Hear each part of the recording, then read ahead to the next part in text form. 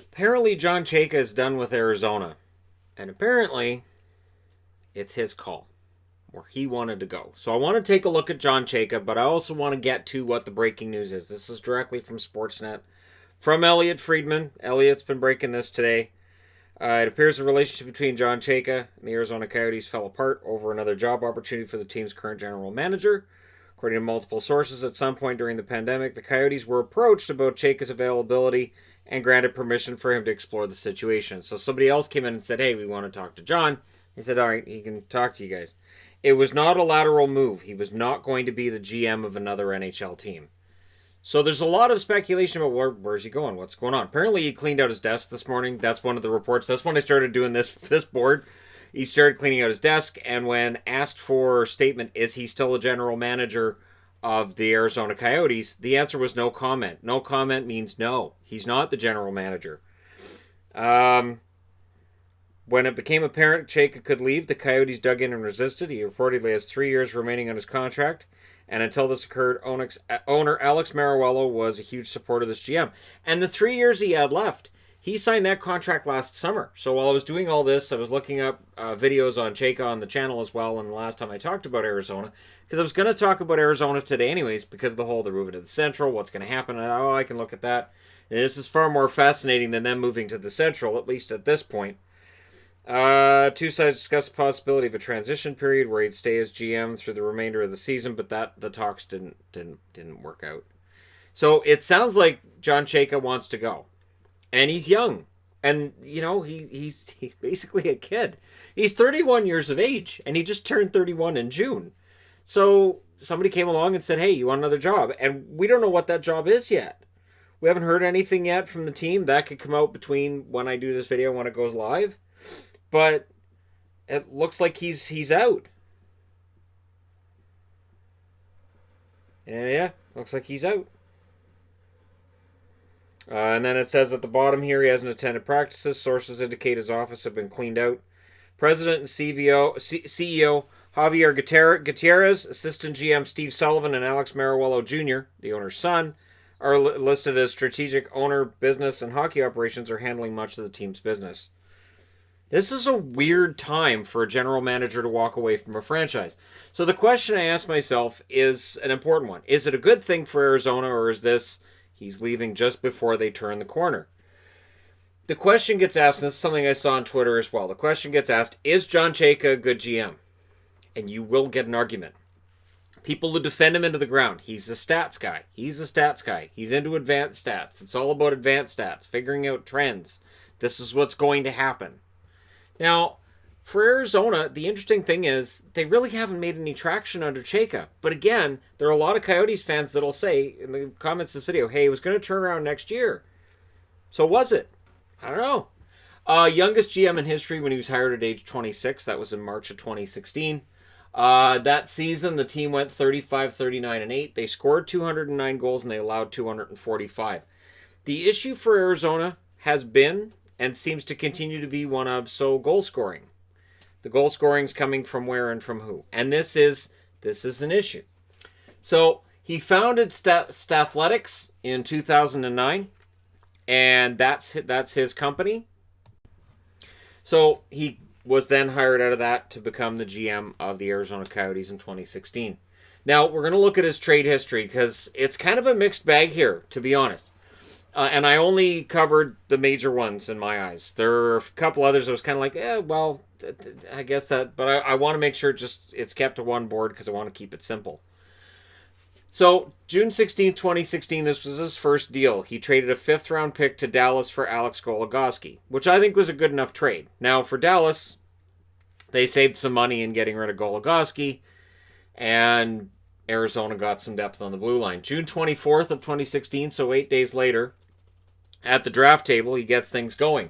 He trades Joe Vitale and a 20th pick, which became Cholowski, who's in Detroit's organization, and a 2016 second for the contract of Pavel Datsyuk, knowing he's not going to play, but it's dead cap money Detroit need to get rid of. And he also moved up to 16, where he drafted Jacob Chychrun.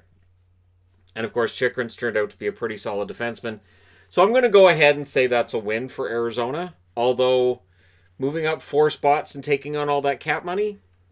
I don't know, you kind of feel like maybe they could have shook him out for more, but anyways, that's what happened there. And then August 25th of 2016, trades a 2017 third and a conditional 2018 pick for Dave Bolland and Lawson Krause. And this is something Arizona's done under him. Okay, we'll take Bolland's contract. He's not going to play, but you're throwing in Krause. Now, Krause this year finally started to look like the guy that Florida drafted in the first round. He had 15 goals at the time of the pause. And honestly, I think Krause is a beast, and I think a 20-goal season is in the offing. February 16th, 2017, they traded Hansel and White and a 2017 fourth to the Minnesota Wild in exchange for the number 23 pick in 2017, which became Pierre-Olivier Joseph, Grayson Downing, and a 2018 second. So again, they're trading off expiring assets, they're getting back cheaper assets, and it's about building for the future. June 23rd, 2017, trades Tony DeAngelo to the Rangers with the number 7 draft pick, which became Lias Andersson, for Derek Stepan and Antti Raanta. Now, in Raanta, you get a guy who can be the starting goaltender. And Stepan's been an excellent top 2 forward, but, I kind of see that one as a win for the Rangers. Because DeAngelo's become a pretty solid forward, or solid defenseman, I should say, and they lost a number 7 pick, which became a forward in Anderson, that you kind of feel like if he was in Arizona, who knows, maybe he'd still be in the NHL right now. It's been a bad fit for Lias Andersson and with the Rangers, and therefore he's in the SHL, and he's even signed for next year. Like, forget it. If I'm going to still be Rangers property, I'm staying in Sweden. So that trade for me is kind of a wash because of the Anderson factor, and yet trading the number 7 pick for Stepan and Raanta, there's risk in that. And the one thing is this, because they haven't made the playoffs under Chayka, can we honestly say that was a great deal? So that's one question I ask myself when I'm looking at this too. January 10th, 2018, they trade Anthony Duclair and Adam Clendenning to the Hawks for Richard Panik and Laurent Dauphin. Now on the surface, you can look and go, well, Duclair, they lost that deal, but Duclair didn't have a great time with Chicago either and didn't last very long there himself. The fit's been very good for him in Ottawa, but it wasn't good for him other places before he got to Ottawa. February 21st, 2018. This is his big trade, where he adds Darcy Kemper from the LA Kings for Wedgwood and Toby Reeder. With the Kings looking at Toby Reeder and saying, this is a guy we can count on to maybe get us somewhere, and he didn't. And Darcy Kemper, a goaltender that was a reclamation project, and the Arizona Coyotes did pretty good with that. June 15th, 2018. Another big deal. So, at the time, Galchenyuk's traded to Arizona. He's not too far removed from a 30-goal season, and Max Domi had a poor season for the Arizona Coyotes. So this trade, to me, it looked like Arizona probably won it. And I was surprised that Montreal had made this move. We look back now, and we can see, yes, Arizona loses that deal. Yes, Galchenyuk, it did not work in Arizona, wasn't going to, and Domi fit with Montreal really, really well that first year. The second year, his numbers come back down to more of a normal area for him, but still, that's a deal that wins. That's a win for Montreal the whole way. July 12th, 2018, trades Kruger, Entwistle, Maleta, Andrew Campbell, and a 2019 fifth for Hinostroza, Osterley, Hossa, and a 2019 third. Now again, what they're doing here is they're picking up Hossa's cap money, the dead money. They know he's not going to play, much like we saw with Bolland here and Datsuk here as well.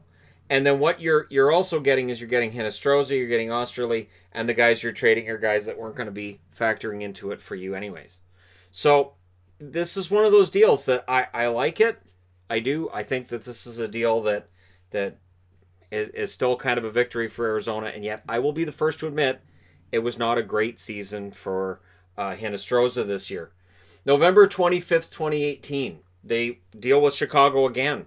Strome and Perlini go to Chicago in exchange for Nick Schmaltz. I like Nick Schmaltz. I think that's a solid deal. Strome was not working out in Arizona, a high draft pick that was not a draft pick of John Chayka's. And so he goes to Chicago, does well that first year. This year's been more of a mixed bag for Strome. And Schmaltz, we're still kind of waiting on Schmaltz to hit that next level offensively. June 25th, 2019, Connaughton and a 2023 are traded to Colorado in exchange for Soderberg. Soderberg was solid for Arizona this year. If he wants to come back, he's probably going to have to take a little less than market value to stay in Arizona. If they want to keep him. Odds are they want to get Barrett Hayton in that lineup, but we'll talk about Hayton in a bit here. So, June 29th of 2019, they traded Galchenyuk. So Galchenyuk comes in 2018, leaves a year later with Joseph, who was the number 23 pick that they acquired here on 2017, for Kessel, Burks, and a 2021 fourth. Now, what's interesting here is that Kessel was coming off of a really good season with Pittsburgh, and of course Galchenyuk, it wasn't going to work. He had to go. I do commend a general manager when within a year or so he realizes this situation I traded myself into doesn't work, and he trades himself out of it. So he basically turns Domi into Kessel, and the Kessel situation hasn't been great in Arizona since he got there. So that is an issue for Arizona this year, but that comes back to when he came in, this was a team that wasn't scoring goals. And it's been an issue the whole way through. December 16th, 2019, trades Schnarr, Merkley, Ball, a 2020 first. There's an asterisk there because, of course, if Arizona loses the play-in and wins the draft lottery, then that draft pick reverts to them. But if they don't win the draft lottery, then that draft pick is New Jersey's. And a third, which becomes the second next year if Hall stays with the team. Now, if he re-signs and they win the Stanley Cup, then it becomes a first next year.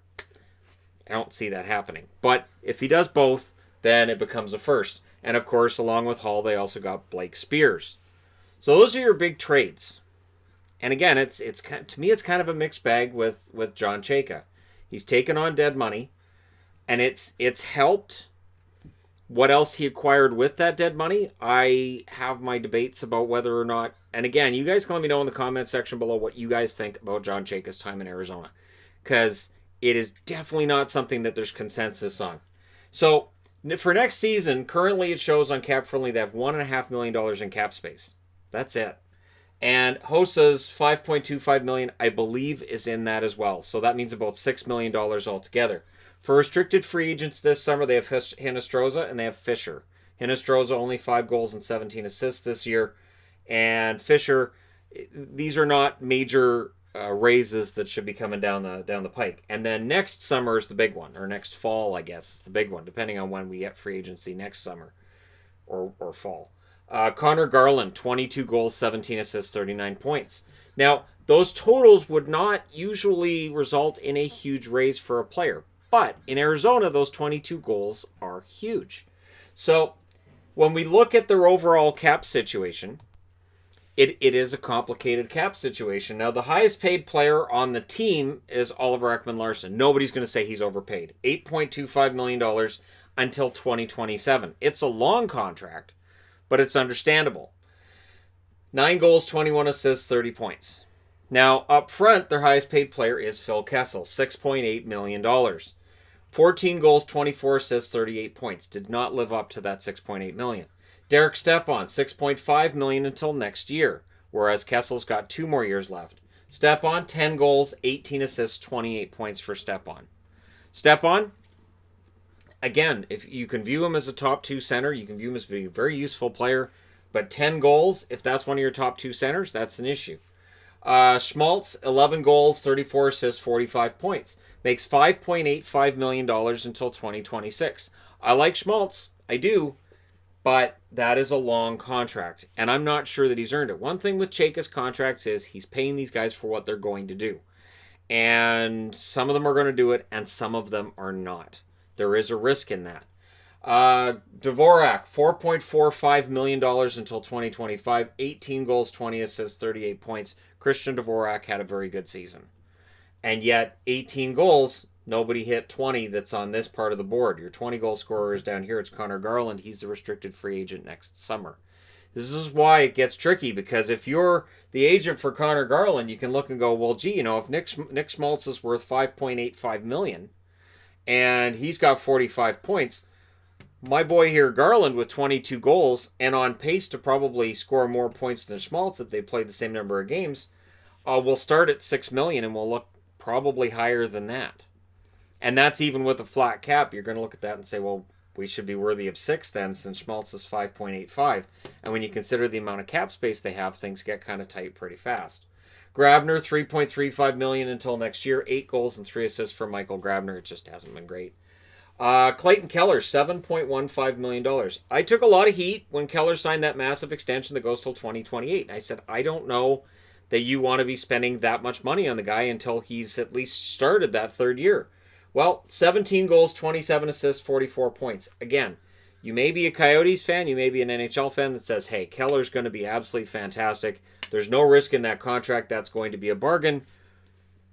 But again, to me, it was just the amount of time and the fact that Keller had the really good rookie year and then the second year was kind of meh. And this year's totals weren't fantastic either, to which I'm sure at least 3 or 4 people have already commented underneath this video while watching it. That's on Rick Tocchet. It's not on the players. Okay, sure. Okay. But yeah, Keller, $7.15 million on that extension, and it's a lot of money. And again, coming down to Connor Garland. What if Garland's agent looks at what Keller's making and says, well, Garland scores better than Keller does. Why don't we get Keller money? So it gets tight there. Goligoski, $5.47 million. He scored 4 goals, 28 assists this year. His contract's up next summer. Jalmerson's is up next summer. He makes $5 million. Only played 27 games this year with 1 goal, 4 assists. Chychrun, $4.6 million till 2025. 12 goals, 14 assists, 26 points. Chychrun is good value for that $4.6 million.